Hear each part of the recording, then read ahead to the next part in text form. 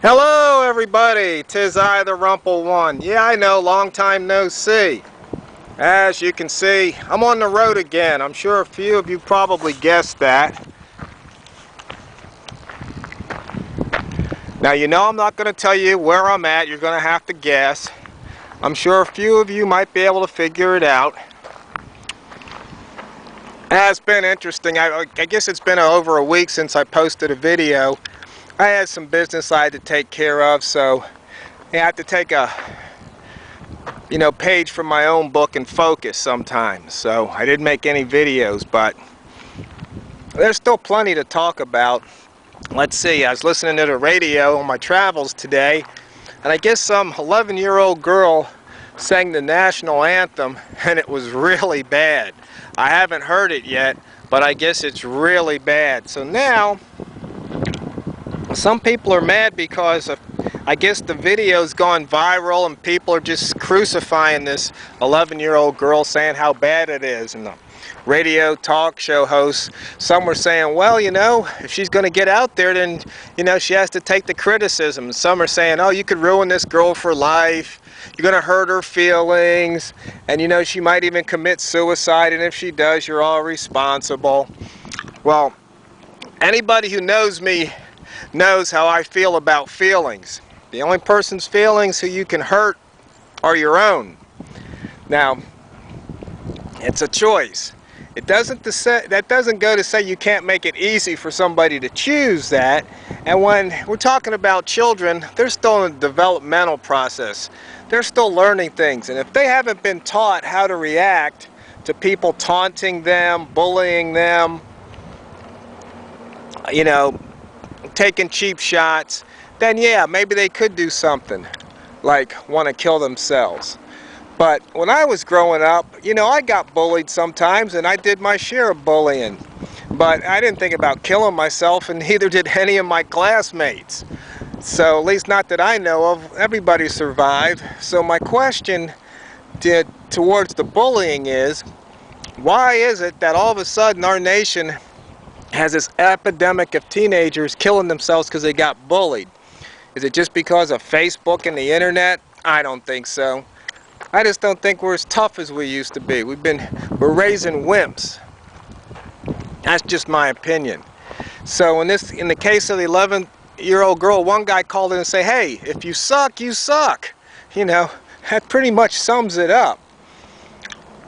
And they're saying that the parents should have known better, but sometimes parents think their little Johnny or little Susie is just so wonderful, they can't do any wrong, and they're so great.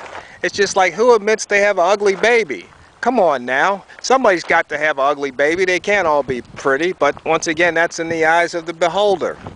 So you see, it's all just a matter of opinion. And let's see, what else is going on out there in the world? Well, the economy. Look at this. The economy's bad. I see people out here enjoying life on boats. Now, if the economy is bad, would they have that money to spend on boats, on fossil fuel? Look at this guy burning up gasoline. And that marine gas is about $5-6 a gallon, if I'm not mistaken. So you tell me, I'm going up and down the highway here, and I guess there must have been a big drag race.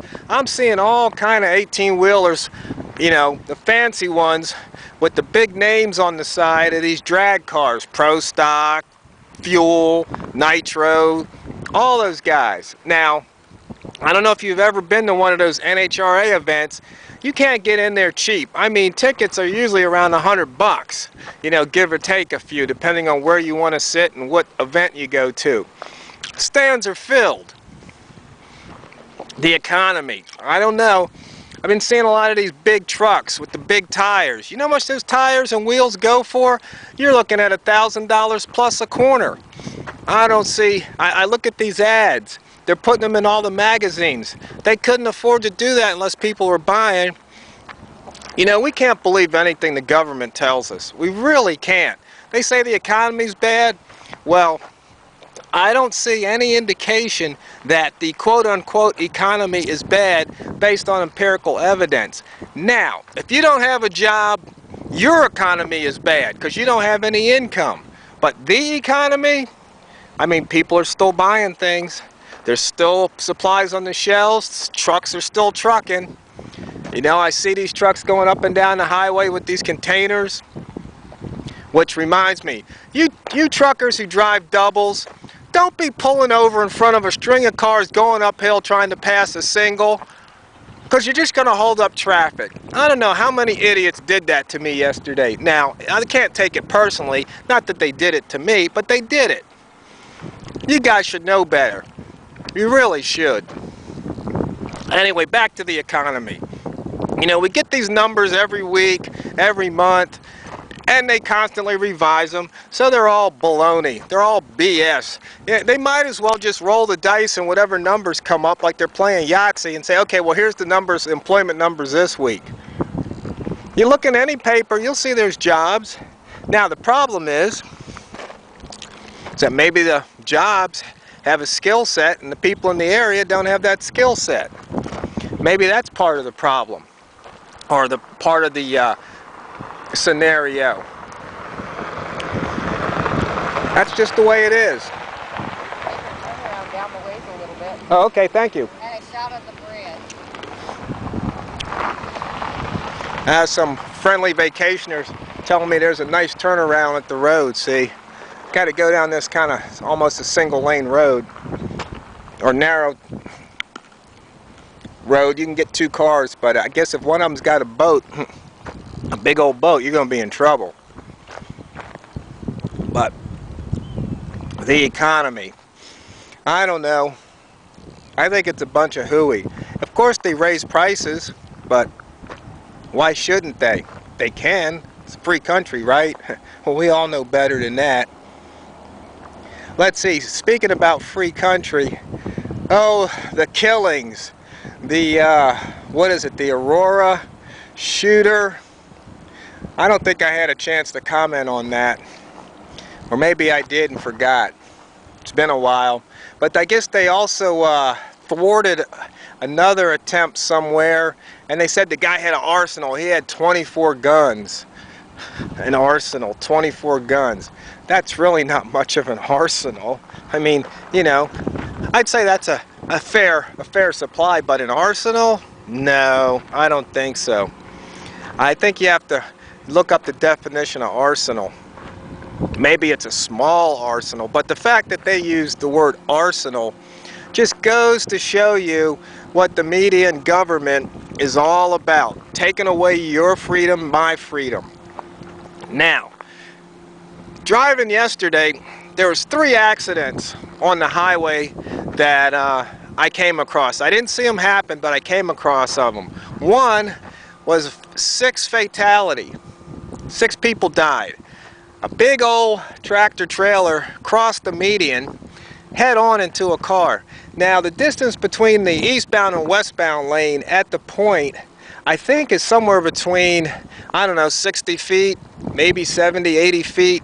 So I'm just wondering what the people in the van that were driving, they didn't see that truck coming across the median, or maybe they panicked. I don't know. I wasn't there. I just drove by and saw the aftermath. You know, my heart goes out to those families. I mean, people just out there, you know, wake up in the morning never thinking that's going to be their last day. You know, life is short, life is precious. But the point is, why am I talking about this? Because, okay, we just had a catastrophe, a tragedy, 6 people dead.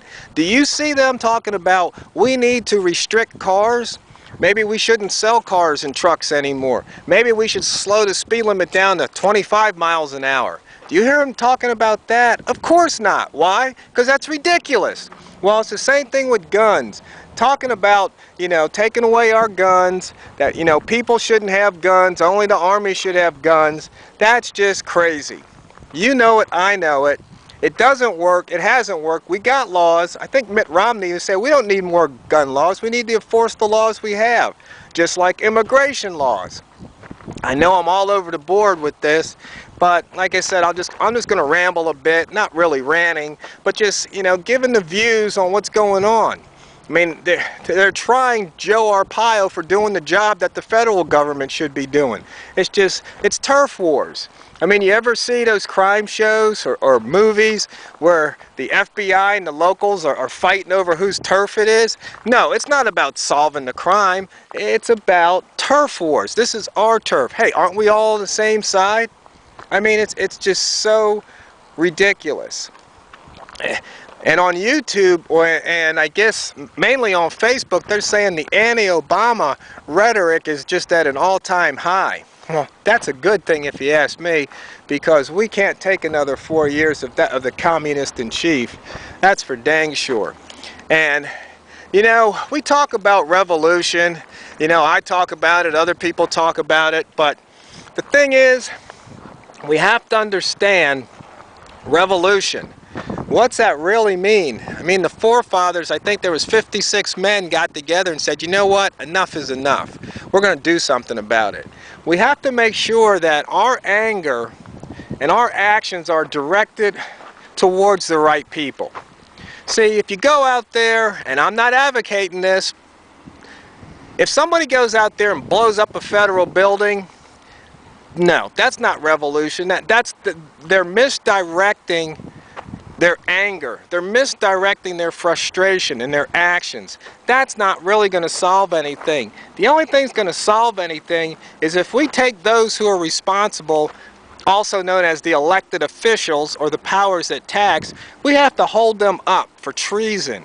And I don't know if there's a mechanism for a citizen or group of citizens to try the president, the senators, the congressmen, and the Supreme Court for treason. I think that's one of those things where only those in power reserve that right. So I guess they're self-policing? I don't think so. You know it doesn't work. I know it doesn't work. Every now and then there's one scapegoat. See, we did something. Meanwhile, there's 99,999 others getting away with murder. In some cases, literally, like Eric Holder and company. So you see, people, you just need to wake up and smell the hypocrisy.